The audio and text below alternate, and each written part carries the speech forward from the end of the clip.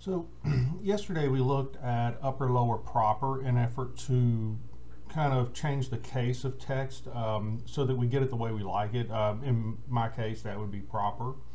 So today I'm going to show you how to use a very important formula which is concatenate, and what it does is it allows us to combine data from multiple cells into one. So for example, you see here I've got this equals concatenate A1 comma B1. This basically, if we do this formula right here, which we'll do that, if we just say equals, and you'll see it right here. If we just say, do this, and then close, what we get is you'll notice here, we just get Adams justice, so just one whole word. So that's what that looks like. Now, at the same time, we could also say equals concatenate, and then we choose this one, and if we do quotation marks, then we can put anything here. So I'm going to put 16, close the quotations, and then close the parentheses, and you'll see it adds the numbers in behind it. So we can use this one of two ways. We can use it to do it this way. We can add characters in this way. So we're going to do a couple different things with it. So our first thing here is going to do last name and first name, and we're going to make it equals last name comma first name. So what we'll do, equals concatenate, and I'll usually, if you just type in CON, you can find it right here. So now what you'll notice is what we want to do is we want to take last name, and then we're going to do a comma, and then we're going to say quotation mark, comma, quotation mark. Now the question is, do I want a space? Which I do want a space, so I'm actually going to do quotation marks, comma, space, quotation mark, and then comma,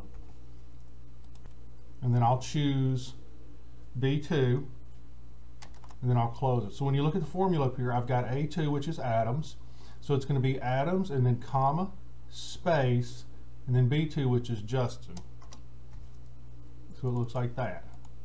And then I can drag that down to the bottom, and then now instead of having just last name and first name in two different columns, I can actually have name just by last name comma first name in this column. So that's one of the ways that I can work with this. Now the second thing here is we're going to go in and we're going to just do the last name. We're going to add at student.rcschools.net. Now this is not their actual email addresses, of course. So what we'll do here, same thing. So we'll say last name.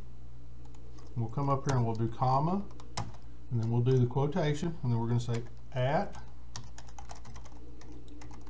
I want to do this all lowercase. Student.rcschools.net.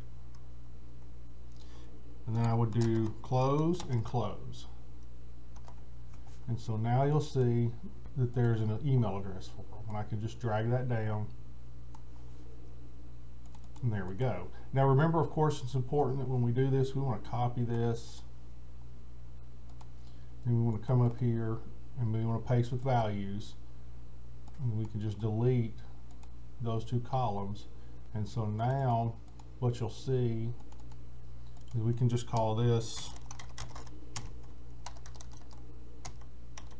students, and we can just call this one email address. And so doing it that way, now we've taken what was previously just last name, first name, and we have combined them. So this is a really handy formula to use when you're dealing with data, when you're dealing with names in particular.